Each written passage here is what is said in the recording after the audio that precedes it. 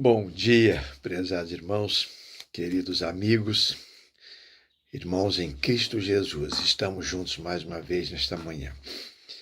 Sejam bem-vindos ao Momento Sublime. Aqui onde estou, uma manhã muito bonita, um dia maravilhoso, está se despontando, um solzinho. Eu creio que tudo favorável para que eu tenha um bom dia com a minha família, com o meu trabalho, com as pessoas, mas eu tenho certeza absoluta de que não importam, né, aquilo que o dia possa me oferecer, o sol brilhando lá fora, não importam as probabilidades, se Deus não estiver neste meu dia comigo, cuidando de mim, me orientando, me usando, me sustentando, me livrando dos perigos, bem como a minha família. Então nós dependemos de Deus para que possamos realmente ter um dia melhor. Portanto, vamos buscar a Deus, orientação do Senhor, colocar as nossas vidas na presença dEle, clamar por misericórdia e nos colocar também ao serviço dEle, para que Ele possa nos usar para abençoar outras pessoas.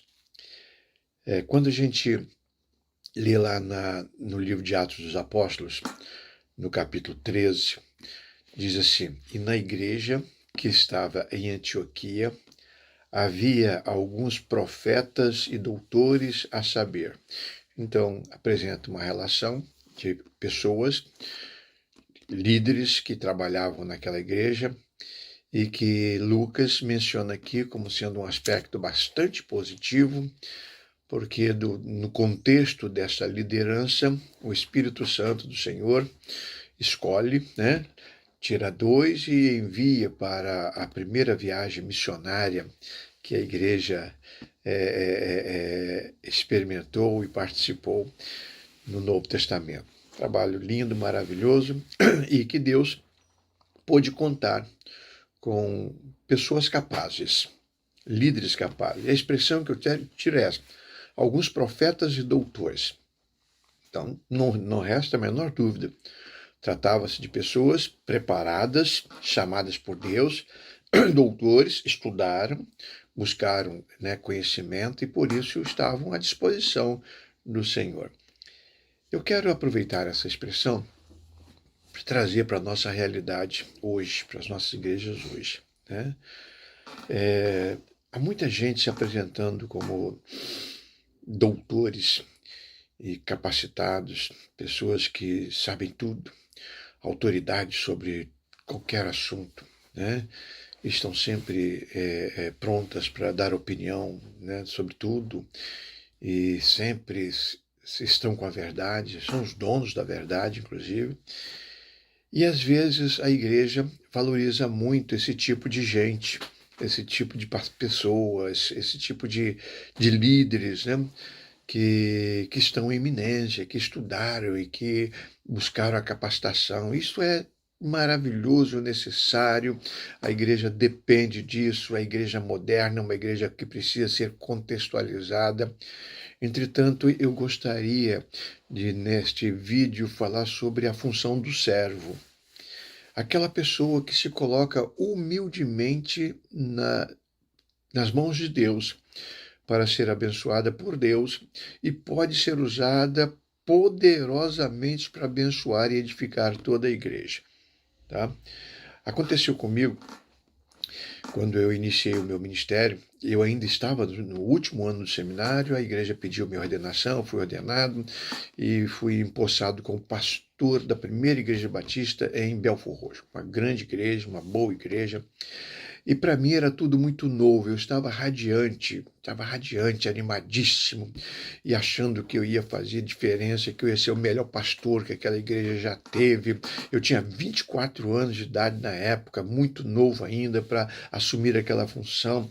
E comecei então a marcar reuniões com a liderança da igreja e conversar com um, conversar com outro, para começar o meu planejamento, meu primeiro plano de trabalho, né, para aquela igreja. E numa dessas reuniões eu reuni com a liderança da Escola Bíblica Dominical E ali, então, eu tinha algumas propostas, eu ia fazer um trabalho de capacitação, eu estava, né, muito animado, muito animado. E naquela reunião eu soube que uma das professoras das classes de senhoras era analfabeta. E alguém disse: olha, ela não sabe ler, ela lê alguma coisa e tal, mas ela não tem estudo algum. E eu falei assim: mas como pode uma pessoa assim, professora de classe? Isso não pode acontecer. Não, a gente tem que substituir e trocar e tal. E aí logo as pessoas concordaram comigo e tal. Quanto tempo? Ela está já há 16 anos que ela é eleita anualmente para continuar. Eu falei assim: pode. Marquei uma visita para essa senhora e fui com a liderança da IBD, né, para conversar com essa irmãzinha. Eu ia com muito jeito, né, com muito tato, conversar com ela, que a gente ia renovar o quadro. E quando eu cheguei lá, né, quando eu cheguei lá na residência morava no interior, na roça mesmo, interior, e cheguei lá, ela estava com a enxada, cuidando de uma horta, veio me atender numa felicidade, numa alegria tremenda e me recebeu, fez café e fomos conversar sobre o assunto para o qual eu fui ali. E com muito jeitinho e tal. E ela disse: pastor, inclusive eu sou professora, não sei se o senhor sabe, eu sou professora da EBD, acho um absurdo, pastor. Eu não tenho cultura, eu não tenho preparo, vocês precisam me substituir. Aí eu falei: foi tranquilo, era, né? Foi para isso. Eu disse: mas minha irmã, como é que a senhora prepara as lições? Como é que a senhora faz os estudos? A senhora já está há tantos anos. Ah, pastor, o senhor sabe, né? Os meus filhos, eles muito pequenos, e eu fazia o seguinte, para ensinar a Bíblia para eles, eu sendo analfabeto, então eu pedia, cada dia um lia um pedacinho da Bíblia, um lia e eu explicava. Então, quando eu comecei a preparar também as lições para a escola bíblica, eu fazia isso. Cada dia eu pedia a um filho para ler um pedaço da revista, da lição daquele domingo, do domingo seguinte. Do outro dia, no curso doméstico, o outro lia. No outro dia, a filha lia. E assim, então, cada dia era a maneira que eu tinha para evangelizá-los e para preparar a lição. Então, quando chegava no sábado, eu já estava com a lição na ponta da língua. Eles liam para mim explicar. Quando eu chegava na igreja, eu fazia a mesma coisa lá com os alunos, né? E dava abertura, orava com eles, e cada um lia um pedaço, ia lendo, e eu explicava, e assim eu estou lá há tantos anos, né? Depois os meus filhos cresceram, né? E eu continuei fazendo isso com os meus netos. Cada dia um lê e me explica, e com isso eu evangelizei toda a minha família. Você falou para ela que ela não podia ser mais professora da EBD? Porque eu não falei. Ela continuou sendo professora. Ela tinha todo o direito, toda a capacitação dada pelo Espírito Santo. Ela não era doutora, ela não era mestra, mas era uma profetisa do Senhor, alguém ungido, usada por Deus com muita sabedoria, discernimento. Deus usava aquela mulher poderosamente para evangelizar a sua família e ser útil à frente da igreja. Então, os servos podem servir ao Senhor também, sejam eles doutores, mestres ou não, sendo servos, cheios do Espírito Santo, sábios, orientados por Deus, serão bênçãos para o povo de Deus e para a igreja do Senhor Jesus. Coloque-se, meu irmão, minha irmã, nas mãos do Senhor e seja bênção na sua casa e onde você estiver. Querido Pai, obrigado porque o Senhor permite pessoas como eu continuar trabalhando no teu reino, à frente de uma igreja. Muito obrigado. Tenha misericórdia de mim e tenha misericórdia de todas as pessoas que eu alcanço.